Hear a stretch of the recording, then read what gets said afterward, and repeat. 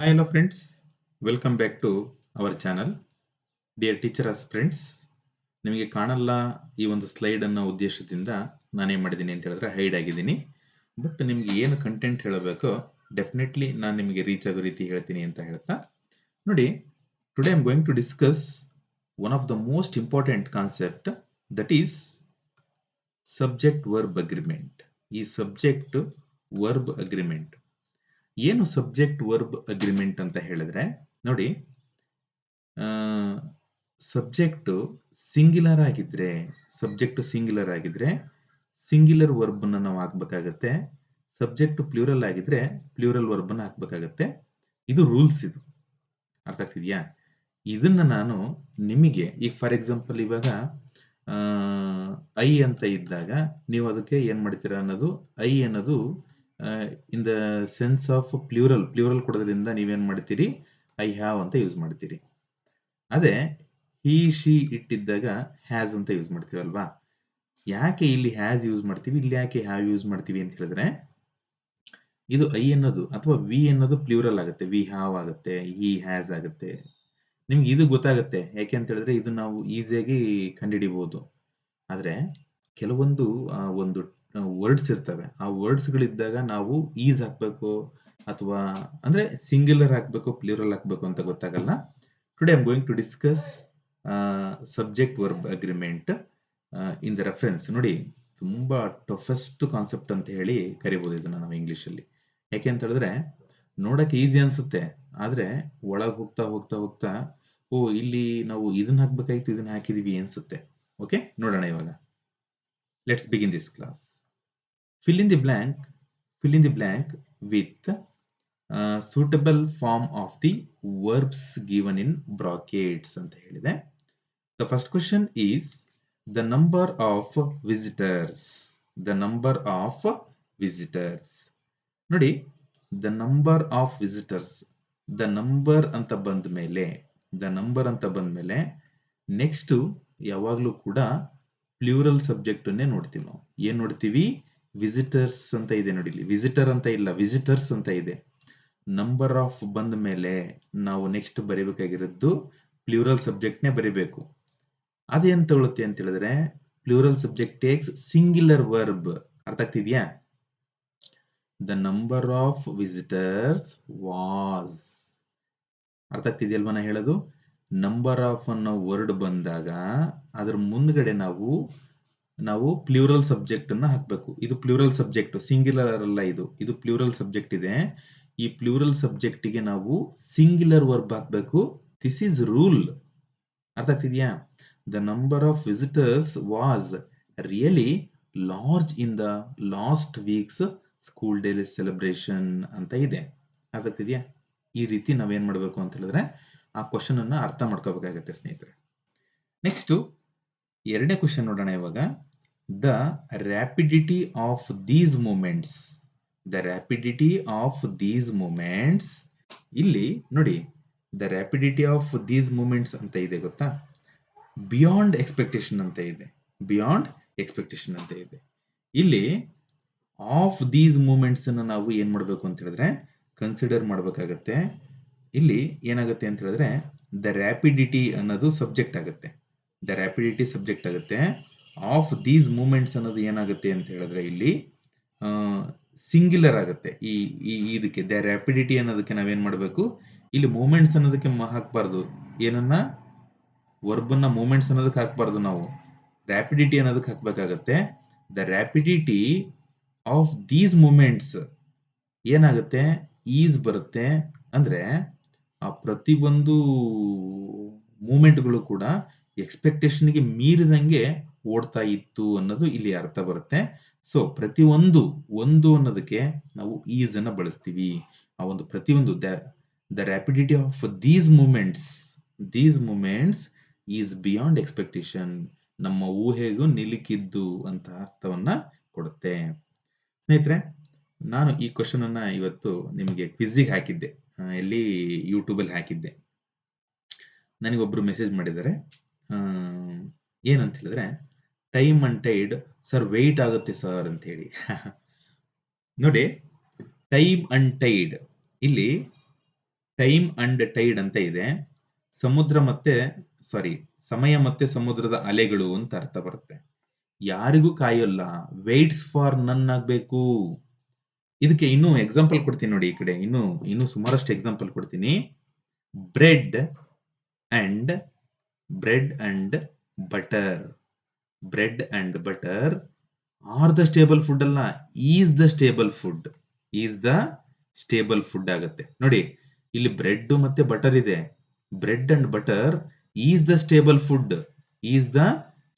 Food ಆಗುತ್ತೆ ಹೊರತು are the stable food ಆಗಲ್ಲ. ನೆನ್ಪಿಟ್ಕೊಳ್ಳಿ. ಅಂದ್ರೆ ಈ ಎರಡು ವರ್ಡ್ಗಳು, ಫಾರ್ ಎಕ್ಸಾಂಪಲ್ ಅಂಡ್ ಉಪಯೋಗಿಸ್ಕೊಂಡು ಬ್ರೆಡ್ ಅಂಡ್ ಬಟರ್ ಅಂತ ಇದೆ, ಟೈಮ್ ಅಂಡ್ ಟೈಡ್ ಅಂತ ಇದೆ. ಅರ್ಥ ಆಗ್ತಿದ್ಯಾ? ಇವುಗಳನ್ನೆಲ್ಲ ಈ ತರ ಬಂದಾಗ ನಾವೇನ್ ಮಾಡ್ಬೇಕು ಅಂತ ಹೇಳಿದ್ರೆ ಸಿಂಗ್ಯುಲರ್ ವರ್ಬ್ ಅನ್ನ ಹಾಕ್ಬೇಕು. ವೇಟ್ಸ್ ಫಾರ್ ನನ್ ಅಂತ ಇದೆಯಲ್ಲ, ಇದು ಕರೆಕ್ಟ್ ಆಗುತ್ತೆ. ಏನ್ ಬರುತ್ತೆ? ವೇಟ್ಸ್ ಫಾರ್ ನನ್ ಆಗುತ್ತೆ. ಅರ್ಥ ಆಗ್ತಿದೆಯಲ್ವಾ? ಎಸ್. ನೆಕ್ಸ್ಟ್ ನೋಡಿ, ನೆಕ್ಸ್ಟ್ ಕ್ವಶನ್ ಯಾವ್ದಪ್ಪ ಅಂತ ಹೇಳಿದ್ರೆ, honour and reputation dash dearer than life ಅಂತ ಇದೆ. Honour and reputation dash dearer than life ಅಂತ ಇದೆ. ನೋಡಿ, ಇಲ್ಲಿ ಟೂ ಸಿಂಗ್ಯುಲರ್ ಸಬ್ಜೆಕ್ಟ್ ಇದೆ.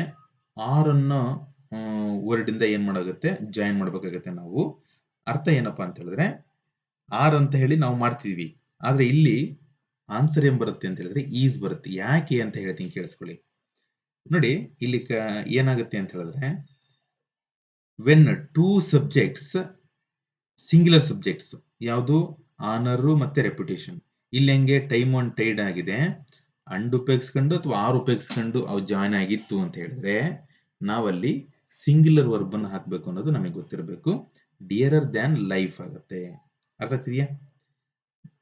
ನೆಕ್ಸ್ಟ್ ನೋಡಿ, the ship with all the passengers. The ship with all the passenger ಏನಾಗುತ್ತೆ ನೋಡಿ, ಇಲ್ಲಿ the ship with all the passenger dash sunk by the enemy ಅಂತ ಇದೆ. ನೋಡಿ ಸ್ನೇಹಿತರೆ, ಈ ಒಂದು ಸೆಂಟೆನ್ಸ್ ನಾವು ಹೆಂಗೆ ಯೂಸ್ ಮಾಡಬೇಕು ಅಂತ ಹೇಳಿದ್ರೆ, ಇಲ್ಲಿ ಆಲ್ ದ ಪ್ಯಾಸೆಂಜರ್ಸ್ ಅಂತ ಬಂದಿದೆ. ನಮ್ಮ ದೃಷ್ಟಿ ಏನಿರುತ್ತೆ ಅಂತ ಹೇಳಿದ್ರೆ ಪ್ಯಾಸೆಂಜರ್ ಮೇಲೆ ಇರುತ್ತೆ. ನೋ, ದ ಶಿಪ್ ಮೇಲೆ ಇರ್ಬೇಕು ನಾವು. ಅಂದ್ರೆ the subject is ship, not passengers. ಅರ್ಥ ಆಗ್ತಿದ್ಯಾ? ನಾವೇನ್ ಮಾಡ್ತೀವಿ, ನಮ್ಮನ್ನ ಆ ಒಂದು ಎಕ್ಸಾಮ್ ಅಲ್ಲಿ ಕ್ವಾಲಿಫೈ ಆಗಬಾರ್ದು ಅಂತ ಹೇಳಿ ಈ ತರ ಕ್ವಶನ್ಸ್ ಗಳು ರೈಸ್ ಆಗ್ತಾ ಇರ್ತವೆ. The ship is here main subject. ನಾವು ಶಿಪ್ಪಿಗೆ ನಾವೇನ್ ಮಾಡ್ಬೇಕು? ಇದು ಹಾಕ್ಬೇಕು, ಏನು ವರ್ಬ್ ಹಾಕ್ಬೇಕು. The ship with all the passengers was sunk by the enemy ಅನ್ನೋ ಒಂದು ಅರ್ಥವನ್ನ ಪಡ್ಕೊಳ್ಳುತ್ತೆ.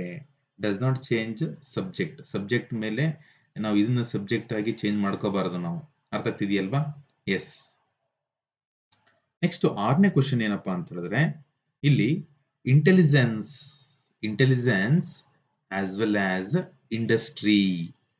ನೋಡಿ, intelligence as well as industry dash essential for success in today's competitive world ಅಂತ ಇದೆ.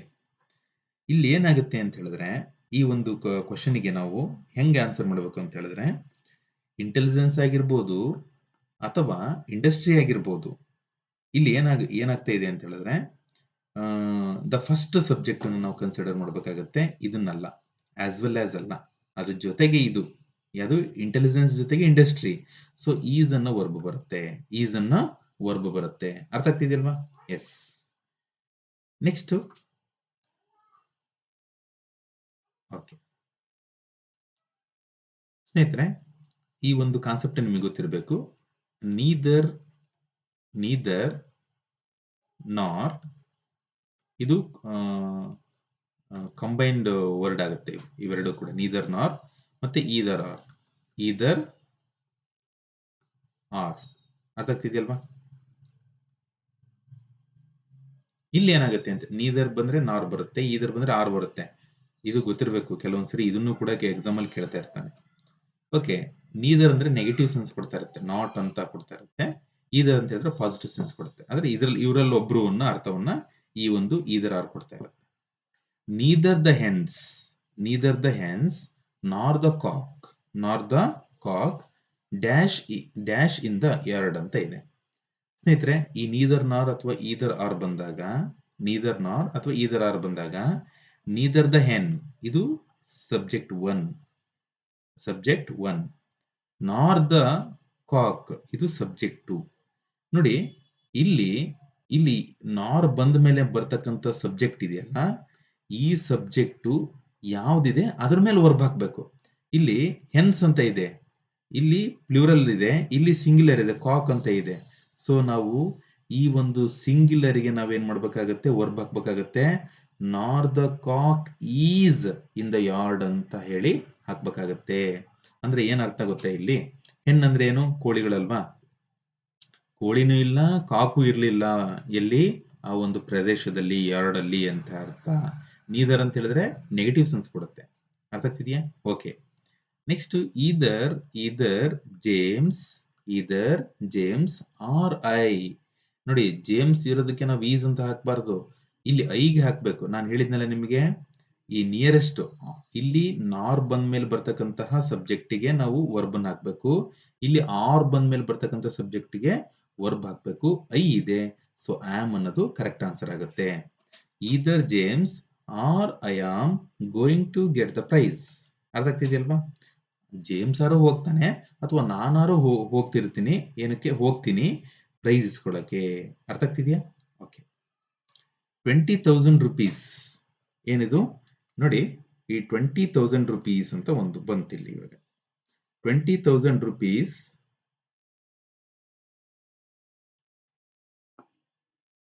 20,000 rupees dash the price of good mobile ಅಂತ ಇದೆ. ನೋಡಿ, ಈ ಒಂದು ಪ್ರಶ್ನೆನ ನಾವು ಹೆಂಗೆ ಅರ್ಥೈಸ್ಕೋಬೇಕು ಅಂತ ಹೇಳಿದ್ರೆ, ಈ 20,000 rupees ಅಂತ ಇದೆ ಗೊತ್ತಾ, ಈ 20,000 rupees a sum of money, ಇದೊಂದು ಸಮ್ ಮನಿ ಇದು. ಅರ್ಥ ಆಗ್ತಿದ್ಯಾ?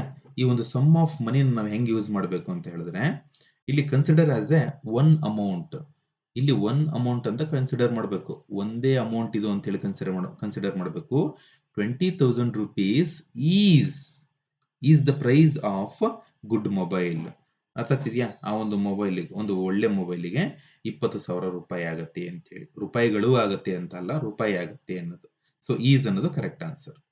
Next, the staff dash in meeting ಅಂತ ಇದೆ.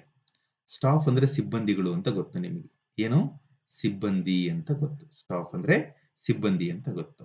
ಇಲ್ಲಿ ಸ್ಟಾಫ್ ಈಸ್ ಕಲೆಕ್ಟಿವ್ ನೌನ್, ಅಂದ್ರೆ group of workers, group of workers we call it as a staff.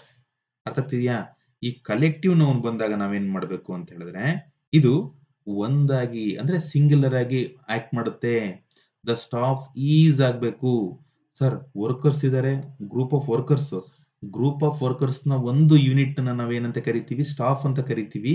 So staff ಅಂತ ಅನ್ನೋದು ನಾವು ಸಿಂಗ್ಯುಲರ್ ಸೆನ್ಸ್ ಅಲ್ಲಿ ಯೂಸ್ ಮಾಡೋದ್ರಿಂದ the staff is in meeting ಅನ್ಬೇಕು, ದ ಸ್ಟಾಫ್ಸ್ ಆರ್ ಮೀಟಿಂಗ್ ಅನ್ಬಾರ್ದು ನಾವು. ಅರ್ಥ ಆಗ್ತಿದ್ಯಲ್ವಾ? ದ ವರ್ಕರ್ಸ್ ಆರ್ ಆಗುತ್ತೆ. ನೋಡಿ, ಇದನ್ನೇ ನಾನು ಇನ್ನೊಂದು ತರ ಬರಿತೀನಿ. ದ ಸ್ಟಾಫ್ ಇದ್ದಿದ್ದು the workers, the workers R in meeting ಅಂದ್ರೆ ಓಕೆ. ನಾವು ವರ್ಕರ್ಸ್ ಬದಲಿಗೆ ಇದನ್ನ ಕಲೆಕ್ಟಿವ್ ನೌನು, ಸ್ಟಾಫ್ ಅನ್ನೋದು ಕಲೆಕ್ಟಿವ್ ನೌನು. ಎಂತ collective noun? Group of workers, group of workers we call it as staff ಅಂತ ಕರಿತೀವಿ. Okay. Next, mathematics, mathematics dash ಮೈ favourite subject ಅಂತ ಇದೆ. ನೋಡಿ, ಮ್ಯಾಥಮೆಟಿಕ್ಸ್ ಆಗಿರ್ಬೋದು, ಪೊಲಿಟಿಕ್ಸ್, ಪೊಲಿಟಿಕ್ಸ್ ಅರ್ಥ ಆಗ್ತಿದ್ಯಾ, ಫಿಸಿಕ್ಸ್, ಫಿಸಿಕ್ಸ್. ಇಲ್ಲಿ ಎಸ್ ಇದೆ ಅಂತ ಹೇಳಿ ನಾವೇನ್ ಮಾಡಬಾರ್ದು, ಅದನ್ನ ಮಿಸ್ಅಂಡರ್ಸ್ಟ್ಯಾಂಡಿಂಗ್ ಮಾಡ್ಕೊಂಡು oh mathematics are my favourite subject ಅಂತ ಹೇಳಿ ಅನ್ಬಾರ್ದು. ಏನಾಗುತ್ತೆ ಆ ತರ ಅಂದ್ವಿ ಅಂತ ಹೇಳಿದ್ರೆ ತಪ್ಪಾಗುತ್ತೆ. ಮ್ಯಾಥಮೆಟಿಕ್ಸ್ ಅನ್ನೋದು ಗಣಿತ ಅಂತ ಅರ್ಥ. ಗಣಿತ ನನ್ನ ನೆಚ್ಚಿನ ವಿಷಯ ಅಂತ ಹೇಳಬೇಕು ಹೊರತು, ರಾಜ್ಯಶಾಸ್ತ್ರ ನನ್ನ ನೆಚ್ಚಿನ ವಿಷಯ ಅಂತ ಹೇಳಬೇಕು ಹೊರತು, ಭೌತಶಾಸ್ತ್ರ ನನ್ನ ನೆಚ್ಚಿನ ವಿಷಯ ಅಂತ ಹೇಳಬೇಕೆ ಹೊರತು, ನಾವು ಅಲ್ಲಿ ಆರ್ ಅಂತ ಹೇಳಿ ಬಳಸಬಾರದು. ಏನಂತ ಬಳಸಬೇಕು? ಈಸ್ ಅಂತ ಹೇಳಿ ಬಳಸಬೇಕಾಗತ್ತೆ. Mathematics is my favourite subject ಅಂತ ಹೇಳಿ ಬಳಸಬೇಕು. ಅರ್ಥ ಆಗ್ತಿದ್ಯಲ್ವಾ? Yes. Next, more than one person. More than one person dash so ಅಂತ ಇದೆ. ನೋಡಿ, ಈ ಒಂದು ಕ್ವಶನ್ ಏನ್ ಹೇಳ್ತಾ ಇದೆ ಅಂತ ಹೇಳಿದ್ರೆ, more than one person, more than one person says so. Says so, ಯಾಕೆ ಸೇಸ್ ಬಂತು ನೋಡಿ, ಹೇಳ್ತೀನಿ ಯಾಕೆ ಸೇಸ್ ಬಂತು ಅಂತ ಹೇಳಿದ್ರೆ, ಇಲ್ಲಿ more than one takes, more than one ಅಂತ ಹೇಳಿದ್ರೆ, ಮೋರ್ ದ್ಯಾನ್ ಒನ್ ಯಾವಾಗ್ಲೂ ಕೂಡ ಸಿಂಗ್ಯುಲರ್ ವರ್ಬ್ ಅನ್ನ ತಗೊಳುತ್ತೆ. ಸೊ ಸಿಂಗ್ಯುಲರ್ ವರ್ಬ್ ಸೇಸ್ ಆಗುತ್ತೆ, ಸೇಸ್ ಸೋ. ಸೊ ಅರ್ಥ ಆಗ್ತಿದೆಯಲ್ವಾ? ಎಸ್. ನೆಕ್ಸ್ಟ್ 13ನೇ ಕ್ವಶನ್ಗೆ ಬಂದ್ವಿ ಅಂತ ಹೇಳಿದ್ರೆ, many a flower dash unseen ಅಂತ ಇದೆ. ಮೆನಿ ಎ ಫ್ಲವರ್, ನೋಡಿ ಎಕ್ಸ್ಪ್ಲನೇಷನ್ ಏನಪ್ಪಾ ಅಂತ ಹೇಳಿದ್ರೆ, ಇಲ್ಲಿ ಮೆನಿ ಎ ಫ್ಲವರ್ ಅಂತ ಇದೆ ಗೊತ್ತಾ. ಮೆನಿ ಎ ಫ್ಲವರ್ ಯಾವಾಗ್ಲೂ ಕೂಡ ಸಿಂಗ್ಯುಲರ್ ವರ್ಬ್ ಅನ್ನು ತಗೊಳುತ್ತೆ. ಮೆನಿ ಎ ಅನ್ನೋದು ಸಿಂಗ್ಯುಲರ್ ವರ್ಬ್ ಅನ್ನು ತಗೊಳುತ್ತೆ. ಮೆನಿ ಎ ಫ್ಲವರ್ ಇಲ್ಲಿ ವಿತರ್ಸ್ ಆಗುತ್ತೆ. Many a flowers withers unseen ಆಗುತ್ತೆ. ವಿತರ್ಸ್ ಅನ್ಸೀನ್ ಅನ್ನ ಆನ್ಸರ್ ಬರುತ್ತೆ. ಅರ್ಥ ಆಗ್ತಿದೆಯಲ್ವಾ? ಎಸ್. ನೆಕ್ಸ್ಟ್ 14ನೇ ಕ್ವಶನ್. ಸ್ನೇಹಿತರೆ, ಒಳ್ಳೆ ನೋಟ್ಸು. ಈ ನೋಟ್ಸ್ ಮಾಡ್ಕೊಂಡು ತುಂಬಾ ಜನ ನನಗೆ ಸರ್ PDF ಹಾಕಿ ಅಂತ ಇದ್ದೀರಿ. ಸ್ನೇಹಿತರೆ, ಏನ್ ಗೊತ್ತಾ, ಗೊತ್ತಿಲ್ಲ ನನಗೆ. ನಾನು ತುಂಬಾ ಕಷ್ಟಪಟ್ಟು ಇದನ್ನ ಸೋರ್ಸ್ ಅನ್ನ ಕಲೆಕ್ಟ್ ಮಾಡಿದ್ದೀನಿ. ನಾನು ನಿಮಗೆ ಎಕ್ಸಾಮ್ ಲಾಸ್ಟ್ ಇನ್ನೇನು ಹತ್ತತ್ರ ಬಂದಂಗೆ ನಿಮಗೆ ಈ ಸೋರ್ಸ್ ಕೊಡ್ತೀನಿ, ಕೊಡಲ್ಲ ಅಂತ ಹೇಳಿಲ್ಲ. ರಿವಿಷನ್ ಮಾಡ್ಕೊಳತ್ರಿ, ನೀವೇ ಸ್ವತಃ ಒಂದು ನೋಟ್ಸ್ ಮಾಡ್ಕೊಳ್ಳಿ. ನಾನು ಇವಾಗ ಕೊಟ್ಟೆ ಅಂತ ಹೇಳಿದ್ರೆ ಇದನ್ನ ನೆಕ್ಸ್ಟ್ ಯಾರಾದ್ರೂ ಯೂಟ್ಯೂಬ್ ಅಲ್ಲಿ ಇದನ್ನೇ ಕ್ಲಾಸ್ ಅನ್ನು ಮಾಡಾಕ್ತಾರೆ. ನಾವು ಕಷ್ಟಪಟ್ಟು ಇದನ್ನ ಎಲ್ಲೆಲ್ಲೋ ಹುಡುಕಿ ತಂದಿರ್ತೀವಿ. ಸೊ ಅದಕ್ಕೋಸ್ಕರ ನಾನು ನಿಮಗೆ ಈ ನೋಟ್ಸ್ ಕೊಡ್ತಾ ಇರಲ್ಲ. ಬೇರೆದ್ ಹಾಕ್ತೀನಿ ನಿಮಗೆ ಓದ್ಕೊಳಕ್ಕೆ. ಮೋಸ್ಟ್ ಇಂಪಾರ್ಟೆಂಟ್ ಅಂತ ಏನ್ ಅನ್ಸುತ್ತೋ, ಯಾರೆಲ್ಲ ನನ್ನ ವಾಟ್ಸಪ್ ಗ್ರೂಪ್ ಅಲ್ಲಿ ಜಾಯ್ನ್ ಆಗಿದ್ದೀರಿ, ನಿಮಗೆ ನಾನು ಆ ಒಂದು ನೋಟ್ಸ್ ಅನ್ನು ಹಾಕ್ತೀನಿ. ಮತ್ತೆ ಇದನ್ನ ಈಗ ಏನು ನಾನು ಕ್ಲಾಸ್ ಮಾಡ್ತಾ ಇದ್ದೀನಲ್ಲ, ಇವುಗಳನ್ನ ನಾನು ಏನ್ ಮಾಡ್ತೀನಿ ಅಂತ ಹೇಳಿದ್ರೆ, ಇನ್ನೇನು ಎಕ್ಸಾಮ್ ಇನ್ನೊಂದು ವೀಕ್ ಇದ್ದಂಗೆ ನಿಮಗೆ ಹಾಕ್ತೀನಿ. ಯು ಕ್ಯಾನ್ ರಿವಿಷನ್ ಮಾಡ್ಬೋದು ನೀವು. Okay. The most readable part ಇಲ್ಲಿ ಏನಪ್ಪಾ ಅಂತ ಹೇಳಿದ್ರೆ, ನೋಡಿ, ಪಾರ್ಟ್ ಅಂತ ಇದೆಯಲ್ಲ, ಇದನ್ನ ನಾವು ಗಮನಿಸಬೇಕು. The most readable part, the last 3 chapters. 3 chapters ಅಲ್ಲ, 3 ಚಾಪ್ಟರ್ಸ್ ನಾವು ಕನ್ಸಿಡರ್ ಮಾಡೋ ಹಾಗೆ ಇಲ್ಲ. ನಾವೇನ್ ಮಾಡ್ಬೇಕು, ದ ಮೋಸ್ಟ್ ರೀಡಬಲ್ ಪಾರ್ಟ್, ಈ ಒಂದು ಭಾಗ ಈಸ್ ಅನ್ಬೇಕು. ಏಕೆ? The most readable part is the last 3 chapters ಆಗುತ್ತೆ. ಅದಾಗ್ತಿದೆಯಲ್ವಾ? ಎಸ್. ಅಂದ್ರೆ the most readable part is the last 3 chapters ಅಂತ ಹೇಳಿ ಆನ್ಸರ್ ಬರುತ್ತೆ. ನೆಕ್ಸ್ಟ್ ಅದಾದ್ಮೇಲೆ ಶಿಪ್ ಆಫ್ಟರ್ ಶಿಪ್. ನೋಡಿ, ಈ ಶಿಪ್ ರಿಪಿಟೇಷನ್ ಇದೆ. ಶಿಪ್ ಅಂತ ಹೇಳಿ ರಿಪಿಟೇಷನ್ ಆಗಿದೆ ಅಲ್ವಾ? ಈ ರಿಪಿಟೇಷನ್ ಅನ್ನ ನಾವು ಆಫ್ಟರ್ ಇಂದ ನಾವೇನ್ ಮಾಡಿದೀವಿ, ಬಳಸಿದೀವಿ. ಶಿಪ್ ಆಫ್ಟರ್ ಶಿಪ್ ಅಂತ ಹೇಳಿ. ಸೊ ಇಲ್ಲಿ ಸಿಂಗ್ಯುಲರ್ ವರ್ಬ್ ಬರುತ್ತೆ. ಈ ತರ ಬಂದಾಗ ನಾವು ಸಿಂಗ್ಯುಲರ್ ವರ್ಬ್ ಅನ್ನ ಬಳಸಬೇಕು. Ship after ship is living for Africa ಅಂತ ಹೇಳಿ. ಓಕೆ, ಸಿಂಗ್ಯುಲರ್ ಅನ್ನ ತಗೊಳುತ್ತೆ ಇದು. ಶಿಪ್ ಆಫ್ಟರ್ ಶಿಪ್ ಅನ್ನೋದು it treated as a singular. ಇದೊಂದು ಸಿಂಗ್ಯುಲರ್ ಆಗಿ ನಾವು ಟ್ರೀಟ್ ಮಾಡಬೇಕಾಗತ್ತೆ. ನೆಕ್ಸ್ಟ್ 16ನೇ ಕ್ವಶನ್ ನೋಡಿ, the secretary and the treasurer. ನೋಡಿ, called me to the office. ನಮ್ದೊಂದು ಆಫೀಸ್ ಇದೆ. ಆಫೀಸಲ್ಲಿ ಸೆಕ್ರೆಟರಿನು ಅವರೇ, ಟ್ರೆಜರರ್ ಅವರೇ. ನೋಡಿ, ಇಬ್ರು ಒಂದೇ ಆದಾಗ ಹ್ಯಾಸ್ ಬರುತ್ತೆ. ಯಾಕೆ? The secretary and the treasurer called me to the office. ನನ್ನನ್ನು ಆಫೀಸಿಗೆ ಕರೆದ್ರು. ಯಾರು? ಇಬ್ರು ಒಬ್ರೇ ಅಂತ ಹೇಳಿ. ಇದಕ್ಕೆ ಇನ್ನೊಂದು ಎಕ್ಸಾಂಪಲ್ ಕೊಡ್ತೀನಿ ನೋಡಿ. The principal and the chief guest of this function has arrived ಅಂತ ಇದೆ. ಪ್ರಿನ್ಸಿಪಲ್ ಅಂದ್ರೆ ನಮ್ಮ ಕಾಲೇಜಿನ ಪ್ರಾಂಶುಪಾಲರು, ಮತ್ತೆ ಈ ಒಂದು ಕಾರ್ಯಕ್ರಮದ ಚೀಫ್ ಗೆಸ್ಟ್ ಇಬ್ರು ಒಂದೇ ಆಗಿದ್ದಾಗ ಹ್ಯಾಸ್ ಅಂತ ಬರುತ್ತೆ. ಹ್ಯಾಸ್ ಸೇಮ್ ಅದೇ ಅರ್ಥನ ಇದನ್ನು ಕೂಡ ಹೊಂದುತ್ತೆ. ಸೆಕ್ರೆಟರಿನೂ ಅವರೇ, ಟ್ರೆಜರರ್ ಅವರೇ, has called me to the office. ನನ್ನನ್ನು ಆಫೀಸಿಗೆ ಕರೆದ್ರು ಅಂತ ಅರ್ಥವನ್ನ ಇದು ಪಡ್ಕೊಳ್ಳುತ್ತೆ. Is one of those who ಅಂತ ಇದೆ. Is one of those who ಅಂತ ಇದೆ. ನೋಡಿ, is one of those who ಅಂತ ಹೇಳಿದ್ರೆ ನೋಡಿ, ಇಲ್ಲಿ ಏನಂತ ಬರ್ತಾ ಗೊತ್ತಾ? ಇಲ್ಲಿ ಹೂ ಅನ್ನೋ ಬಂದಿದೆ, ಇದು ರಿಲೇಟಿವ್ ಪ್ರೊನೌನ್ ಬಂದಿದೆ. ಇಟ್ ರೆಪ್ರೆಸೆಂಟ್ ದೋಸ್. ಹೂ ಅಂದ್ರೆ ಯಾರು? ದೋಸ್ ಅನ್ನ ರೆಪ್ರೆಸೆಂಟ್ ಮಾಡುತ್ತೆ. ಸೊ ದೋಸ್ ಅಂತ ಹೇಳಿದ್ರೆ ಇಲ್ಲಿ ಪ್ಲೂರಲ್ ಬರುತ್ತೆ. ಸಾರಿ, ಪ್ಲೂರಲ್ ಇಲ್ಲಿ ಇದೆ ನೋಡಿ, ಪ್ಲೂರಲ್ ಟ್ರಸ್ಟ್ ಅಂತ ಬರುತ್ತೆ. ಅಂದ್ರೆ ದೋಸ್ ಅಂತ ಹೇಳಿದ್ರೆ ಹೂ ಟ್ರಸ್ಟ್ ಅಂತ ಹೇಳಿ. Trust every one. ಅರ್ಥ ಆಗ್ತಿದ್ಯಾ? Trust every one. Okay, trust ಅನ್ನೋ ಆನ್ಸರ್ ಬರುತ್ತೆ.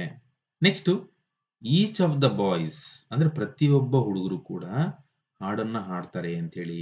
ಸಿಂಗ್ಸ್ ವೆಲ್, ಎಲ್ಲರೂ ಕೂಡ ಚೆನ್ನಾಗಿ ಹಾಡಿದ್ರು ಅಂತೇಳಿ. ಎಲ್ಲರೂ, ಪ್ರತಿಯೊಬ್ಬರು ಕೂಡ. Each of the boys, each of the boys. ನೋಡಿ, ಈಚ್ ಆಫ್ ದ ಅಂತ ಬಂದಾಗ, ಒನ್ ಆಫ್ ದ ಅಂತ ಬಂದಾಗ ನಾವಲ್ಲಿ ಸಿಂಗ್ಯುಲರ್ ವರ್ಬನ್ನೇ ಬಳಸಬೇಕು. ಸಿಂಗ್ಯುಲರ್ ವರ್ಬನ್ನೇ ಬಳಸಬೇಕು. Every one of the chocolates, ಪ್ರತಿ ಒಬ್ಬರ ಚಾಕ್ಲೇಟು ಕೂಡ ಸ್ಟೇಲ್, ಹಳಸಿತ್ತು. ಸ್ಟೇಲ್ ಅಂತ ಹೇಳಿದ್ರೆ ಹಳಸಿತ್ತು ಅಂತ ಹೇಳಿ. ನೋಡಿ, ಪ್ರತಿಯೊಬ್ಬರ ಚಾಕ್ಲೇಟ್ ಅನ್ನೋದಕ್ಕೆ ನಾವೇನಂತ ಹೇಳ್ತೀವಿ? Every one of the chocolates was stale ಆಗುತ್ತೆ. ವಾಸ್ ಸ್ಟೇಲ್, ಹಳಸಿತ್ತು ಅನ್ನೋ ಅರ್ಥವನ್ನ ಪಡುತ್ತೆ. ಸ್ಟೇಲ್ ಅಂತ ಹೇಳಿದ್ರೆ ಹಳಸಿತ್ತು ಅಂತ ಹೇಳಿ. ಹಳಸಿತ್ತು ಅಥವಾ ಕೆಟ್ಟೋಗಿತ್ತು ಅಂತ ಅರ್ಥ. All of the pies, all of the pies ನೋಡಿ, ಎವ್ರಿ ಒನ್ ಆಗಿರ್ಬೋದು, ಈಚ್ ಆಗಿರ್ಬೋದು, ಮತ್ತೆ ಆಲ್ ಆಫ್ ದ ಆಗಿರ್ಬೋದು. ಇವುಗಳು ಬಂದಾಗ ಆಲ್ ಆಫ್ ದ ಪೈಲ್ಸ್ ಏನಾಗಿತ್ತು? ಸ್ಪಾಯಿಲ್ಡ್ ಅಂತ ಹೇಳಿ. ಈಸ್ ಸ್ಪಾಯಿಲ್ಡ್ ಆಗುತ್ತೆ. ಈಸ್ ಸ್ಪಾಯಿಲ್ಡ್ ಆಗುತ್ತೆ. All of the ಸ್ಪೈಲ್ಸ್, sorry, piles is spoiled ಆಗುತ್ತೆ. ಸಮ್ ಆಫ್ ದ ಪೈಸ್ ನೋಡಿ, ಇಲ್ಲಿ ಸಾರಿ, ಇದು ಆರ್ ಬರಬೇಕು.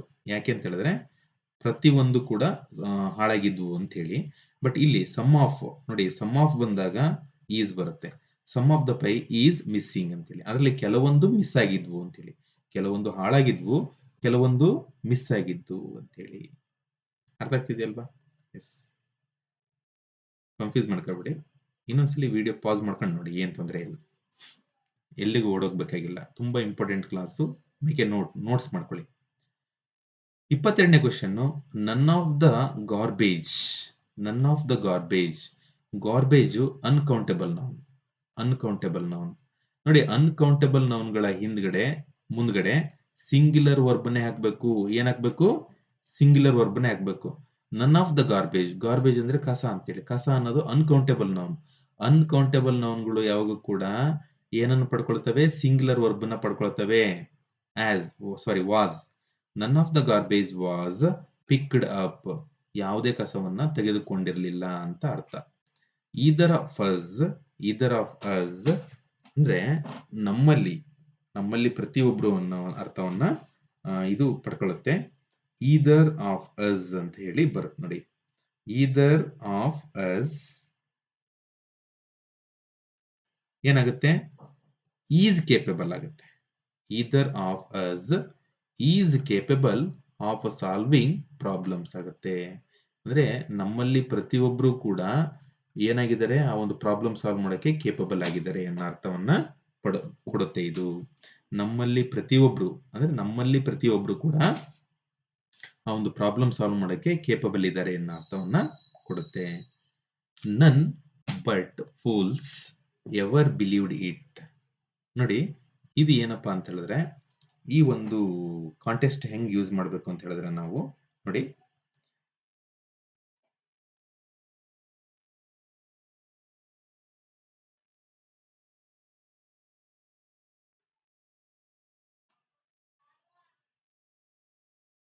ನೋಡಿ ಇಲ್ಲಿ ಏನಾಗುತ್ತೆ ಗೊತ್ತಾ?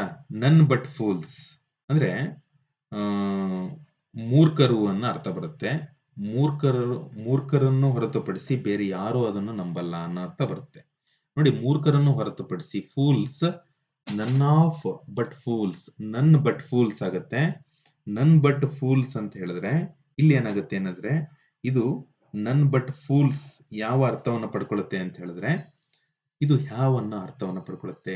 ಇದು ಯಾಕೆ ಅಂತ ಹೇಳಿದ್ರೆ, ಸರ್ ಇಲ್ಲಿ ಏನು ಮೂರ್ಖರನ್ನು ಹೊರತುಪಡಿಸಿ, ಮೂರ್ಖರನ್ನು, ಫೂಲ್ಸ್ ಅಂದ್ರೆ ಮೂರ್ಖರು ಅಂತ ಹೇಳಿ. ಮೂರ್ಖರನ್ನು ಹೊರತುಪಡಿಸಿ ಯಾರು ನಂಬಲ್ಲ ಅಂತ, ಎವರ್ ಬಿಲೀವ್ಡ್ ಇಟ್ ಅಂತ ಹೇಳಿ. ಸೊ ಇಲ್ಲಿ ಹ್ಯಾವ್ ಬರುತ್ತೆ. ಒನ್ ಆಫ್ ದ ಸ್ಟೂಡೆಂಟ್ಸ್, ನೋಡಿ ಇದಕ್ಕೆ ಅರ್ಥ ಹೇಳ್ತೀನಿ. ನನ್ನ ಫ್ರೆಂಡ್ಸ್ ತುಂಬಾ ಜನ ಇದ್ದಾರೆ. One of my friends is rich. ಅರ್ಥ ಹೆಂಗ್ ಗೊತ್ತಾ? ನನ್ನ ಸ್ನೇಹಿತರಲ್ಲಿ ಒಬ್ಬ ಶ್ರೀಮಂತ. ಏನು? ಶ್ರೀಮಂತ. ಈಸ್ ಬರುತ್ತೆ. Same. One of the students, ವಿದ್ಯಾರ್ಥಿಗಳಲ್ಲಿ ಒಬ್ಬ ಈಸ್ ಆಬ್ಸೆಂಟ್, ಇವತ್ತು ಶಾಲೆಗೆ ಬಂದಿಲ್ಲ. ವಿದ್ಯಾರ್ಥಿಗಳಲ್ಲಿ ಒಬ್ಬ ಇವತ್ತು ಶಾಲೆಗೆ ಬಂದಿಲ್ಲ. ಅರ್ಥ ಆಗ್ತಿದೆಯಲ್ವಾ? Yes. Not only the soldiers but also the officer. ನೋಡಿ, ನಾವು ಸೋಲ್ಜರ್ಸ್ ನ ನೋಡಂಗಿಲ್ಲ ಇಲ್ಲಿ. ನಾಟ್ ಓನ್ಲಿ ಅಂತ ಬಂದಾಗ ಬಟ್ ಆಲ್ಸೋ ಬರಲೇಬೇಕು. ಇವು ಕಾಂಬಿನೇಷನ್ ವರ್ಡ್ಸ್ ಇವು. Not only the soldiers plural ಇದೆ ಅಂತ ಹೇಳಿ ಸೋಲ್ಜರ್ಸ್ ಬಗ್ಗೆ ಗಮನ ಕೊಡಬಾರ್ದು ನಾವು. ದ ಆಫೀಸರ್, ನೋಡಿ ಇದ್ರ ಕಡೆ ಗಮನ ಕೊಡಬೇಕು. ಬಟ್ ಆಲ್ಸೋ ಬಂದ್ಮೇಲೆ ಬರ್ತಲ್ಲ ಈ ಸಬ್ಜೆಕ್ಟ್, ಇದ್ರ ಬಗ್ಗೆ ಗಮನ ಕೊಡಬೇಕು. Also the officer was drunk. Not only soldiers, ಬರೇ ಸೈನಿಕರಷ್ಟೇ ಕುಡ್ದಿರಲ್ಲ, ಅವ್ರ ಜೊತೆಗೆ ಅವ್ರ ಆಫೀಸರು ಕೂಡ ಕುಡ್ದಿದ್ರು ಅನ್ನೋ ಅರ್ಥವನ್ನ ಕೊಡುತ್ತೆ ಇದು. ಅರ್ಥ ಆಗ್ತಿದೆಯಲ್ವಾ? ನೆಕ್ಸ್ಟ್ 27ನೇ ಕ್ವಶನ್ ನೋಡಿ. 27ನೇ question, the politician along with. ನೋಡಿ, ಅಲಾಂಗ್ ವಿತ್ ಅಂತ ಬಂದಾಗ ಇಲ್ಲೂ ಕೂಡ ಅಷ್ಟೇ ನ್ಯೂಸ್ ಮ್ಯಾನ್. ನಾವು ಪೊಲಿಟಿಷಿಯನ್ ಅನ್ನ ಕನ್ಸಿಡರ್ ಮಾಡಬಾರ್ದು, ನಾವಿಲ್ಲಿ ನ್ಯೂಸ್ ಮ್ಯಾನ್ ಅಷ್ಟೇ ಕನ್ಸಿಡರ್ ಮಾಡಬೇಕು. The newsman is expected shortly ಅಂತೇಳಿ. ದ ಪೇರ್ ಆಫ್ ಸೀಸರ್ಸ್ ಅಂದ್ರೆ, ಈಗ ನೋಡಿ ಕತ್ರಿ ಹಿಂಗಿರುತ್ತಾನೆ ಕತ್ರಿ ಅಂದ್ರೆ ನಾವೆರಡು ಅಂತ ಕನ್ಸಿಡರ್ ಮಾಡಬಾರ್ದು. ಇವೆರಡು ಕೂಡ ಒಂದೇ ಅನ್ಕೋಬೇಕು ನಾವು. ಸೀಸರ್ ಹೆಂಗಿರುತ್ತೆ, ಈ ತರ ಇರುತ್ತೆ ತಾನೆ. ಸೀಸರ್ ಅನ್ನ ನಾವು ಪೇರ್ ಆಫ್ ಸೀಸರ್ಸ್ ಅಂತ ಕರಿಬೇಕು. ಸ್ಪೆಕ್ಟಿಕಲ್ಸ್ ಅನ್ಬೇಕು, ಸ್ಪೆಕ್ಟಿಕಲ್ಸ್ ಅಂತ ಹೇಳ್ಬೇಕು. ಸ್ಪೆಕ್ಟಿಕಲ್ ಅನ್ಬಾರ್ದು, ಸ್ಪೆಕ್ಟಿಕಲ್ಸ್ ಅನ್ಬೇಕು. ಟ್ರೆಜರರ್ಸ್ ಅನ್ಬೇಕು. ಅಂದ್ರೆ ನಾವು ಅಲ್ಲಿ ನಾವು ಏನಂತ ಥಿಂಕ್ ಮಾಡ್ತೀವಿ ಅಂತ ಹೇಳಿದ್ರೆ, ಅದು ಕನ್ಸಿಡರ್ ಆಸ್ ಒನ್ ಅಂತ ಹೇಳಿ. Consider as one. ಇಲ್ಲಿ the pair of scissors belongs ಆಗುತ್ತೆ. ಏನಾಗುತ್ತೆ? Belongs to my uncle. ಈ ಒಂದು ಕತ್ರಿ ನಮ್ಮ ಅಂಕಲ್ಗೆ ಸಂಬಂಧಪಟ್ಟಿದ್ದು. Belongs to my uncle. ಅರ್ಥ ಆಗ್ತಿದ್ಯಾ? Okay. A lot of work ಏನಾಗುತ್ತೆ ನೋಡಿ. ಎ ಲಾಟ್ ಆಫ್ ವರ್ಕ್ ಅನ್ನೋದು ಏನಿಲ್ಲಿ ಅನ್ಕೌಂಟೇಬಲ್ ಕೆಲಸ. ಏನಾಗುತ್ತೆ? Has to be done. ಅರ್ಥ ಆಗ್ತಿದೆಯಲ್ವಾ? A lot of work has to be done. Okay, last question for this session, that is 30th question. 30ನೇ question ಏನಪ್ಪಾ ಅಂತ ಹೇಳಿದ್ರೆ ನೋಡಿ, ಐ ವಿಶ್. ಈ ವಿಶ್ ಅಂತ ಬಂದಾಗ, ಏನಂತ ಬಂದಾಗ? ವಿಶ್ ಅಂತ ಬಂದಾಗ ನೆಕ್ಸ್ಟ್ ಬರ್ತಕ್ಕಂಥ ವರ್ಬು ಪಾಸ್ಟ್ ಟೆನ್ಸ್ ಅಲ್ಲಿ ಇರಬೇಕು. ಗೊತ್ತಿರ್ಲಿ ನಿಮಗೆ, ಪಾಸ್ಟ್ ಟೆನ್ಸ್ ಅಲ್ಲಿ ಇರಬೇಕು. ನ್ಯೂ ಆಗುತ್ತೋ ಅಂದ್ರೆ ನ್ಯೂ ಆಗುತ್ತೆ. ನೋ ಅನ್ನೋದು ಪ್ರೆಸೆಂಟ್ ಟೆನ್ಸಿನ ವರ್ಬು, ಈ ನ್ಯೂ ಅನ್ನೋದು past tense verb. So I wish I knew Har address ಅಂತ ಹೇಳಿ. ಸ್ನೇಹಿತರೆ ನೋಡಿ, ಈ ತರ ಟ್ರಿಕ್ಕಿಯಾಗಿ ನಾವು ಓದ್ಕೋಬೇಕು. ಇದನ್ನ ಕ್ಲೀನ್ ಆಗಿ ಒಂದು ನೋಟ್ಸ್ ಮಾಡ್ಕೊಳ್ಳಿ. ನಾನು ಹೆಂಗೆ ಎಕ್ಸ್ಪ್ಲೈನ್ ಮಾಡಿದ್ದೀನಲ್ಲ. ಈಗ ಫಾರ್ ಎಕ್ಸಾಂಪಲ್ ಇಲ್ಲಿ ಹೇಳಿದೆ, ಐ ವಿಶ್ ಅಂತ ಬಂದಾಗ ನೆಕ್ಸ್ಟ್ ಬರ್ತಕ್ಕಂಥ ವರ್ಬು ಪಾಸ್ಟ್ ಟೆನ್ಸ್ ಅಲ್ಲಿ ಇರಬೇಕು. ಈ ಅನ್ಕೌಂಟಬಲ್ ನೌನ್ ಇದ್ದಾಗ ನೆಕ್ಸ್ಟ್ ಬರ್ತಕ್ಕಂಥ ವರ್ಬು ಸಿಂಗ್ಯುಲರ್ ಇರಬೇಕು. ಈ ಪೇರ್ ಆಫ್ ಇದ್ದಾಗ, ಅಂದ್ರೆ for example spectacles, treasures, Caesar's ಅಂತ ಬಂದಾಗ ನೆಕ್ಸ್ಟ್ ಬರ್ತಕ್ಕಂಥ ವರ್ಬು ಸಿಂಗ್ಯುಲರ್ ಇರಬೇಕು ಅಂತ ಏನೆಲ್ಲ ಹೇಳಿದೀನಿ, ಈ ಎಲ್ಲಾ ಮಾಹಿತಿಯನ್ನು ಕೂಡ ನೀವೇನ್ ಮಾಡಬೇಕು ಅಂತ ಹೇಳಿದ್ರೆ ಒಂದು ಕ್ಲೀನ್ ಆಗಿ ನೋಟ್ಸ್ ಮಾಡ್ಕೊಳ್ಳಿ. ನಿಮ್ಗೆ ಹೆಂಗೆ ತಿಳಿಯುತ್ತೋ ಆ ತರ ನೋಟ್ಸ್ ಮಾಡ್ಕೊಂಡು ಪ್ರಾಕ್ಟೀಸ್ ಮಾಡಿ ಅಂತ ಹೇಳ್ತಾ, ಎಸ್, ಥ್ಯಾಂಕ್ ಯು. ಹೀಗೆ ಇದೇ ರೀತಿ ವಾಚ್ ಮಾಡ್ತಾ ಇರ್ರಿ. ನಿಮಗೆ ಏನೆಲ್ಲ ಬೇಕು ಎಕ್ಸಾಮ್ ಪಾಯಿಂಟ್ ಆಫ್ ವ್ಯೂ ಇಂದ, ಅದನ್ನೆಲ್ಲ ನಾನು ನಿಮಗೆ ಒದಗಿಸ್ಕೊಡಕ್ಕೆ ಟ್ರೈ ಮಾಡ್ತಾ ಇದ್ದೀನಿ. ಈ ಒಂದು ವಿಡಿಯೋ ನಿಮ್ಗೆ ಇಷ್ಟ ಆಗಿದ್ರೆ ನಿಮ್ಮ ಫ್ರೆಂಡ್ಸಿಗೆಲ್ಲ ಶೇರ್ ಮಾಡಿ. ಮತ್ತೆ ಬೆಲ್ ಬಟನ್ ಒತ್ತೋದ್ರ ಮೂಲಕ ನನ್ನ ಎಲ್ಲ ವಿಡಿಯೋಗಳು ನಿಮಗೆ ನೋಟಿಫೈ ಆಗ್ತವೆ. ಬೆಲ್ ಬಟನ್ ಒತ್ತೋದನ್ನ ಮರಿಬೇಡಿ ಅಂತ ಹೇಳ್ತಾ, thank you. Good night. Bye bye. Sweet dreams.